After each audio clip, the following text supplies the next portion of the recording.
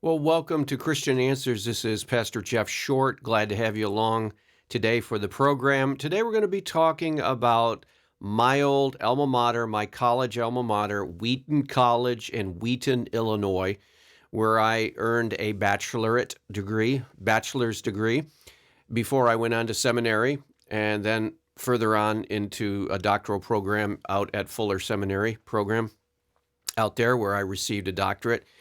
But it started at Wheaton College, undergraduate, and when I was at Wheaton College, things were a lot different than they are today, that's for sure. I remember I was there during a presidential election. We had a mock election, and the Wheaton College community overwhelmingly endorsed the Republican presidential candidate. Why wouldn't they? The Republicans stand for life, they're pro-life. The Republicans stand against the perversion of marriage with the so-called gay marriage.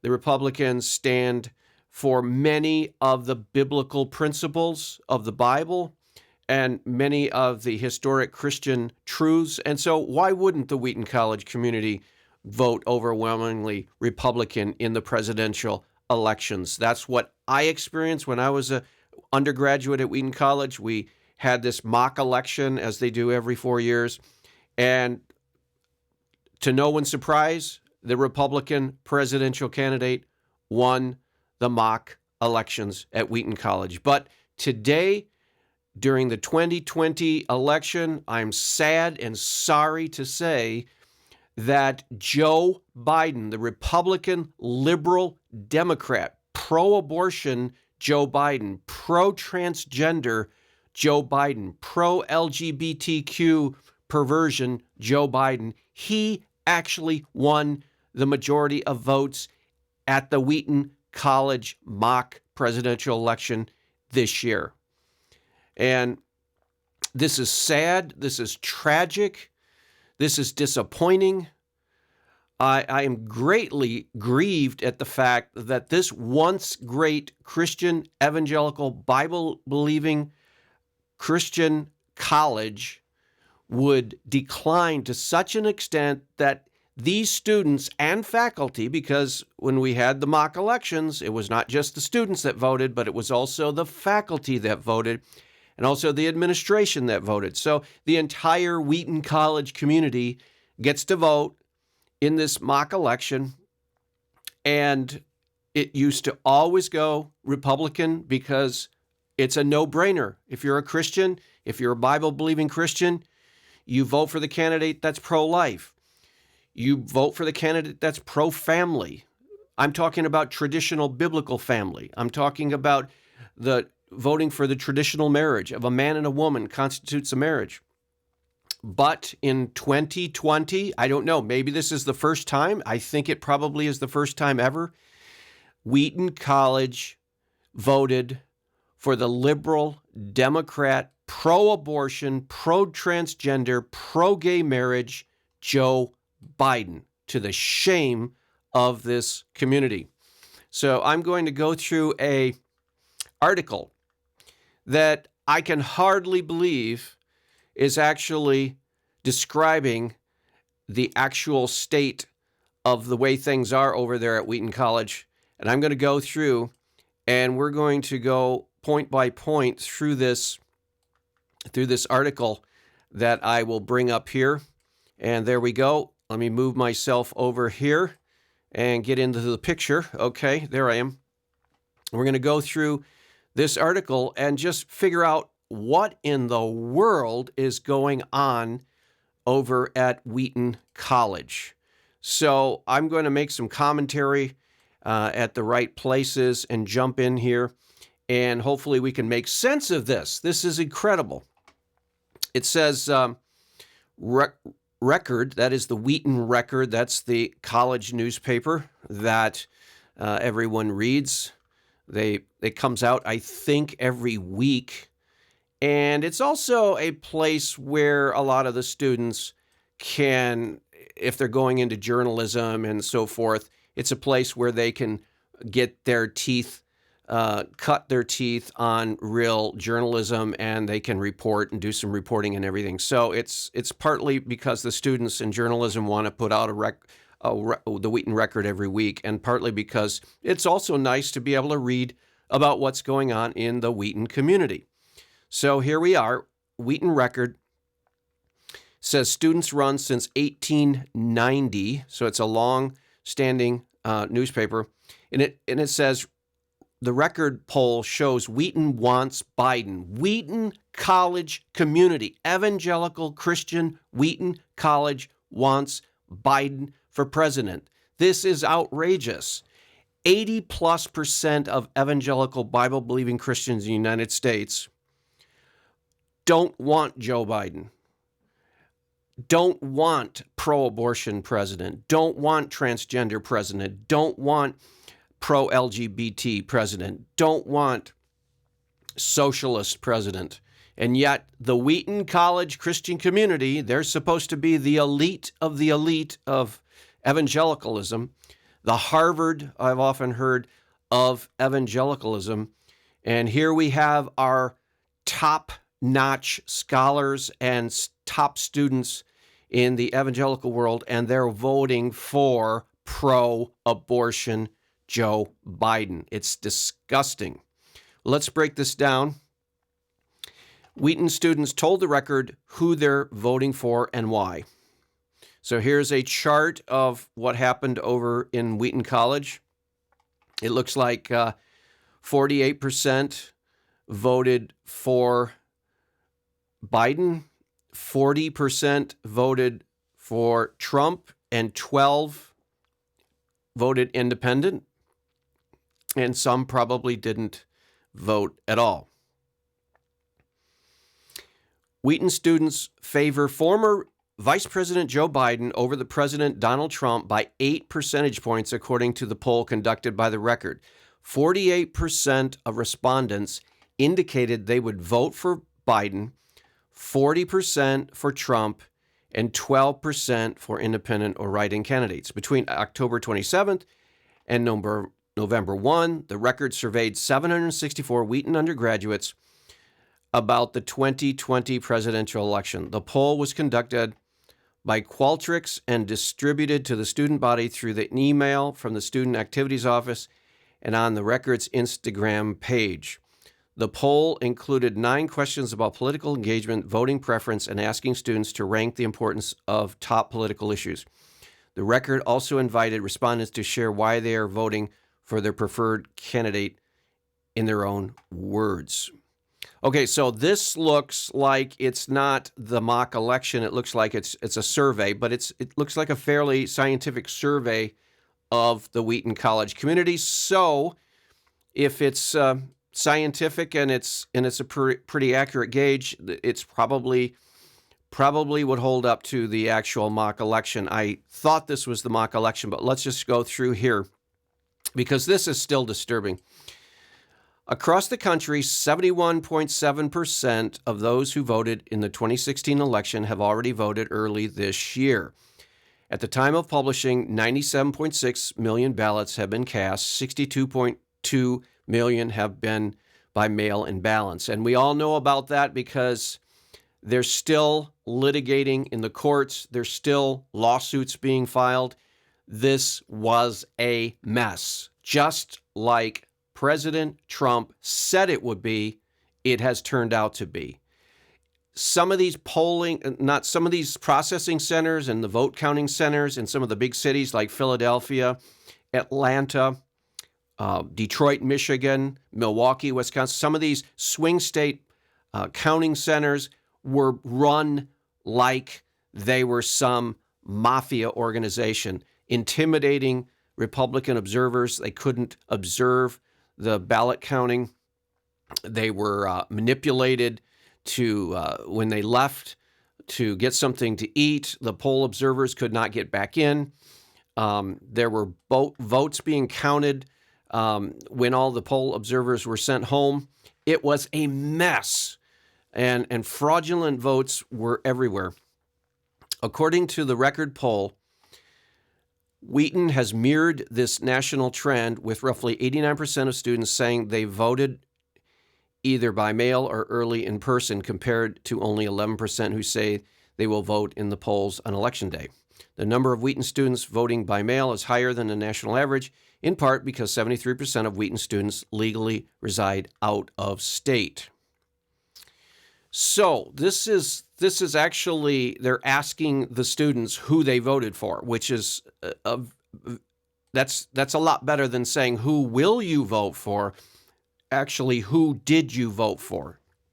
And let's assume that the Wheaton College students are not lying.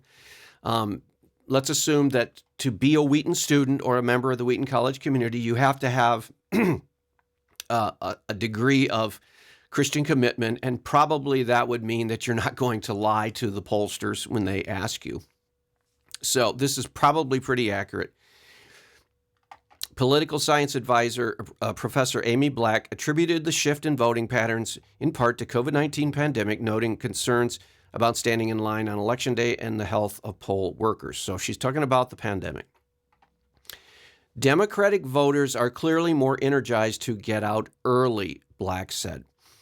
That also affects the national narrative because, in general, Democratic voters seem to be more concerned about the pandemic, more willing to wear masks. Republican voters are less concerned about the pandemic. Well, that's not true. Here is an example of a liberal leftist Democratic bias here, right in the staff, the faculty. She's making a statement here, and she says, Republicans voters are less concerned about the pandemic. That is not true. They just aren't panicked as much as liberal Democrat voters are. They don't believe the mainstream media narrative that the country has to be locked down and businesses need to be shut and schools need to be closed and people have to treat this as if it's the bubonic plague or the Spanish flu. They're looking at the science and they're saying this is not as bad as the mainstream media is trying to hype it as. So, no, Republicans are not less concerned. They just are more rational and more measured and more balanced in their response to the pandemic. The record's polling data supported Black's interpretation. Well, let's see if it does. Among respondents who listed COVID-19 as one of the three issues most important to their vote, 60% supported Biden. 31% indicated support for Trump, and 9% an independent or writing candidate. So the Democrats, the liberals, the leftists have been blaming the pandemic on Trump. It's very interesting when Joseph Biden, who is the presumed president-elect, when he rolls out his COVID-19 response plan, it's basically he's going to distribute the vaccine that Trump created with his plan. He's going to try to follow the school opening plan just like Trump, except he's going to make a mask mandate, which is not like Trump. So he's, out of the 2 of the 3 points, he's following Trump's plan 2 out of the 3. So when push comes to shove, Biden does pretty much the same thing because that's pretty much what anybody could do. Trump did the best he could, and he did probably the best that anyone could have done. Everything's taking a backseat to COVID, said Vice President Wheaton College Republicans Connor Wooden, a sophomore political science major. It's sad for me because it's more fun to see a more diverse range of things being talked about. Nationally, the debate around the Trump administration's handling of the COVID-19 pandemic has highlighted polarization between the two major parties. Yes, and that is because the Democrats have always tried to drive a wedge between what Donald Trump does and what they would do. Even if it comes out to the fact that they will actually do the same thing that he would do. They're just trying to polarize the nation to try to vote him out. Obviously, the current administration has not been handling COVID-19 and did not handle it in time. The president of Wheaton College, Democrats major Sarah Penn, sophomore political science and Spanish. No, it's not obvious that the current administration has not been handling the COVID-19. Excuse me. It's nice to say that, but unless you know what to do, and this has never been done before, and the vaccine was never developed this quickly before, so you need to be giving credit where credit is due. Trump actually did probably more than the Democrats would have done because he closed travel from China, which the Democrats opposed, which was actually the right idea to do. And he wanted to be more moderate in the closed lockdowns than the Democrats have wanted to do, because he's more responsible in the sense that he doesn't want our economy to collapse and more suffering to occur than just the virus. And then, of course, the vaccine was developed in rapid time, which that's never been done before. So we need to give him credit for what he's done. He's done a great job. Regulations need to be made, and one candidate is promising that because he is listening to scientists. Again, the Democratic talking point, let's listen to the science. Which scientists? Because the scientists were all over the map at the beginning, and they're still all over the map. So what? You just pick a scientist and say, listen to the science, and then you just go with that? No. The Democrats have confused people about this. Listening to the science means basically picking what science you want and then going with that. And that's what they're talking about. The other candidate is appealing to a group of supporters that wants to deny the whole thing and believe that it's a hoax. That is a lie. This sophomore political science major, Sarah Penn, has been listening to too many Democratic talking points. The Republicans don't believe it's a hoax. They just believe that when you're in a crisis, you don't panic.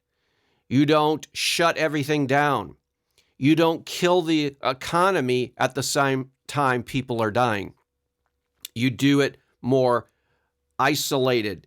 If there's some area of the nation that needs to be shut down, you shut down that area. If there's other areas that don't need to be shut down, you don't ruin the economy just so that you can say, we've locked this down. Because the data or the science shows that the people that have locked down, the rate of cases and death are the same as the people who have not been locked down. So there is no science supporting the idea that we need to keeping kids out of school like the Democrats are wanting to do, and locking down entire cities and destroying businesses like the Democrats want to do. So this sophomore is a little confused. When asked to rank top political issues, more than half the students cited either racial justice or abortion as the most important to them in the 2020 election. When asked to explain their reasons for supporting a specific candidate, many students anticipated the issues are more important than a candidate's personal character. So, you have this high ranking of racial justice. Now, that's really interesting because This is in my opinion, based on what I've observed this year, all of a sudden, this issue, this social justice, racial justice issue, bursts into the spotlight. Now, what caused this social justice, racial justice issue to burst into the spotlight? Wasn't it the case that Black Lives Matter and Antifa staged a series of riots fueled by the mainstream media narrative that white supremacists and white privileged Americans are racist against Black people? Wasn't that the narrative that was being pushed all year long? And lo and behold, 26.5% of Wheaton students think racial justice is such an important issue that this has to be addressed, and we will vote for anyone who will basically address this terrible issue of racial justice and racism and white supremacy and defund the police and the whole BLM social justice woke narrative, which, if you look at the data, if you look at the statistics, if you look at everything, you will realize that this whole issue is a fake news narrative. That's entire issue is fake. There is no crisis of racism in this country. There is no crisis of police brutality against one race, Black people in this nation. It is a creation of the mainstream media and these activist groups because they want to bring about a revolutionary socialist radical change in our nation. Now, the 25% who said abortion is an important issue, that's great because that is a real justice issue. That is a real justice issue. But this should be a lot higher. This should be 100%. COVID, yes, we would expect that. The economy, yes. Climate change, 6. I'm glad to see that it's not very high here, climate change, because, again, this is a fake news crisis. And if you can't generate a crisis by climate change narrative, then you try to generate a crisis with the COVID-19 narrative. And if that doesn't work, then you throw in a little fake news racial justice narrative. And you get people all whipped up and excited to vote for the socialist Joe Biden. It says that I support Joe Biden only because he gives the greatest platform for social change in the future. Now, not now, but later, one respondent wrote. Greatest platform for social change. Wow. That's coming from a Wheaton graduate. They're supposed to be the smartest of the smart. And yet they're buying into the left-wing narrative. Sad. I'm voting for a system that I know is bad and flawed, but it will keep my people marginally safer than the current administration. My people. I don't quite understand my people. Who is speaking here? I am not tricked into thinking that Biden actually cares for the LGBTQ and minority communities. I understand the flaws of his administration, but to get to the next change towards socialism and racial justice, we need to swing farther left than we are now. That is a shocking statement coming from a Wheaton College student. Wow. So brainwashed, so influenced by social media that this is certainly a different kind of Wheaton College than when I was at Wheaton College. When I went to Wheaton College, students, even the freshmen, had more common sense and more biblical values. So this student actually wants socialism. Have they not seen what takes place in socialist nations as the government assumes more and more totalitarian powers.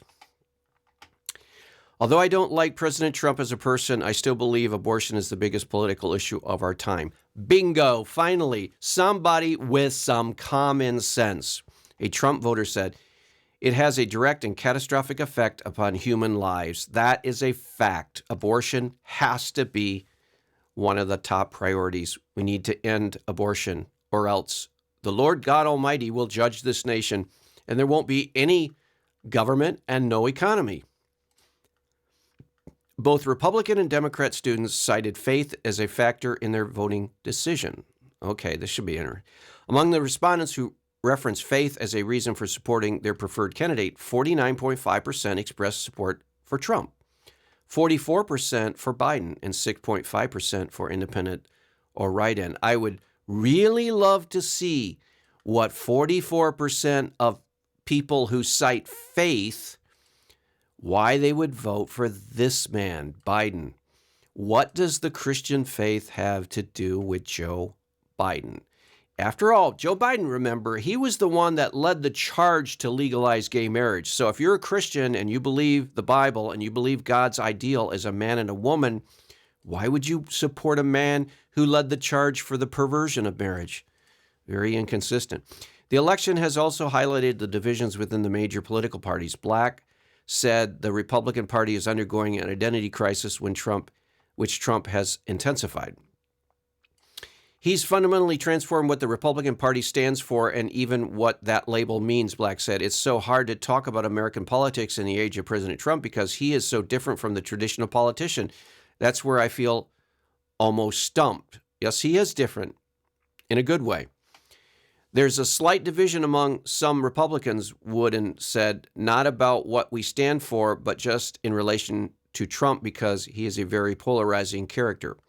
Or you might want to say he is simply pointing out the vast differences between two Americas. One, the traditional Judeo-Christian, conservative half of America, and then the secular, humanistic, liberal, Democrat America that wants to push on towards socialism. Trump just shows up and points this whole division out. So you can't blame him. He's pointing it out. Penn said the stakes for Tuesday's election are high. The school is taking a stance of whatever happens, don't let this crush your world. But I know LGBT students on campus, black students on campus, students who have friends that are DACA recipients, and this election to them means a lot more because it's directly going to affect their right as a person. LGBT students on campus. Yeah, this is not the same Wheaton College that I attended, because you wouldn't have students talking about the LGBT students on campus because there shouldn't be any LGBTQ students on campus, because you have to sign a statement of faith saying that you will follow the Lord Jesus Christ and you will follow his moral standards and you will submit your will to the will of God and not your own sinful tendencies. So it looks like we're not going to get through this article right now, but we'll pick this up in another program. But as you can see, Wheaton College is not the evangelical Christian college that it used to be, because a majority of its citizens, the community, have put their weight behind Joe Biden as president. And I blame that primarily on the leaders, which includes the faculty and the administration and all of the, quote, adults on the community. And I don't blame the students for this. The students are simply reflecting the confusion and the compromise and the worldliness of the adults in this situation. So we need to really pray for Wheaton College. This college, this once great college, seems to be fading fast. Well, we'll talk to you again next week on another program. God bless.